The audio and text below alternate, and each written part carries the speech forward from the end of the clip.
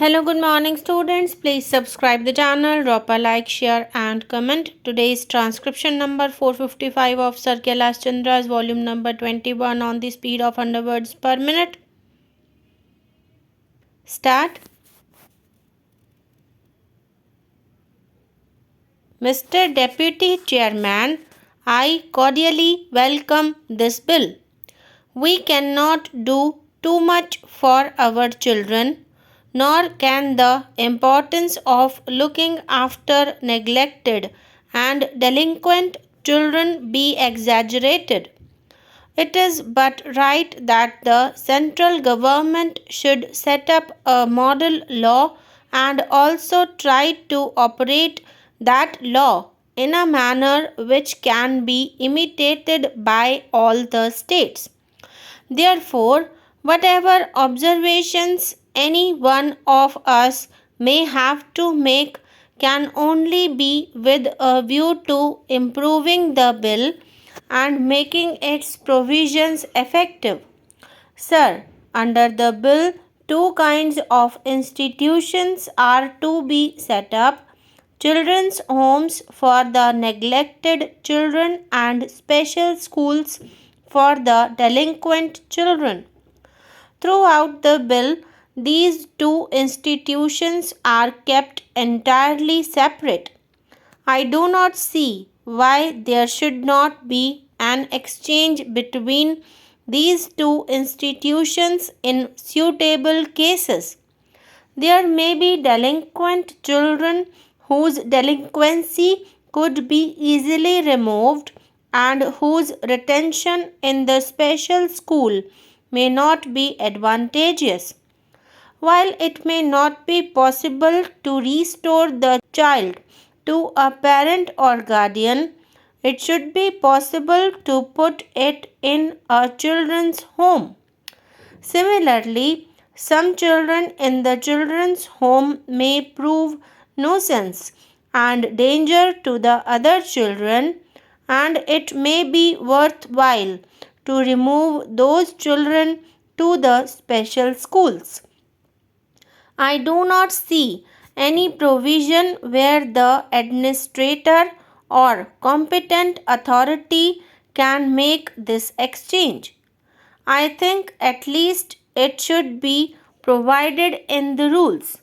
There is a provision about religious denomination in special schools, but I do not see why a similar provision has not been inserted so far as the children's homes are concerned. The same thing must apply to the children's homes also. In fact, it should be made applicable to them to a great extent. I believe that so far as the children's homes are concerned, it is not so wise for the state to have its own homes, but they should encourage charitable institutions like the Ramakrishna Mission to start homes under their assistance, because if the state directly undertakes this task, it must have a sufficient number of institutions and sufficient resources at its disposal to do the work thoroughly throughout the state. I do not know if any authority will get the financial resources to apply this bill immediately. Therefore, that territorial authority will have to do the work bit by bit. Further, I find that there is no provision here for financial assistance to homes which are run by private, non official institutions. If a child is entrusted to some private individual who is willing to take charge of him, I think that will be the most satisfactory method of looking after the child. If there are such persons and if they are poor, there is no reason why the state should not assist them. Of course, you have to have a proper supervising agency to see that the child is being looked after well and is being treated well. But subject to this condition, there should be an effort to put as many children as possible in homes, especially in homes where there are no children, where they can be looked after well as their own children, and if poor people are willing to take them, they should be assisted. A multiplicity of methods is required for this purpose, and it is not a question of either having state homes or nothing at all.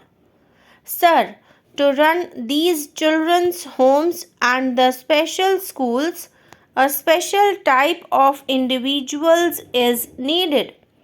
It is necessary to select people who are psychologically fit to deal with these children.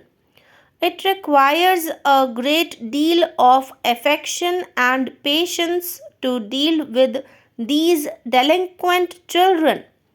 They should understand the minds and souls of these children. So, only people with natural sympathy who can deal with them with a great deal of patience should be selected. If recruitment is made just as government officials are appointed, then I do not think these homes will be run satisfactorily. It is prescribed that sociological experts and others are to be on the boards. I do not know whether expert knowledge is needed to decide whether a child is neglected or whether expert knowledge is not needed to look after a child when he is put into a children's home or into a special school. Special arrangements must be made in this regard, and probably it may be worthwhile to have an all India institution where special officers can be trained to be sent to look after these children's homes in all the states as well as in the union territories. This is a matter which requires a great deal of consideration. I hope, sir, that as a result of this bill, beggars will become extinct. I entirely endorse all that has been said by Dr. Kunzuru regarding the necessity to take away beggars' children. A beggar must be automatically deemed to be unfit to support a child, and his child must be put in a children's home.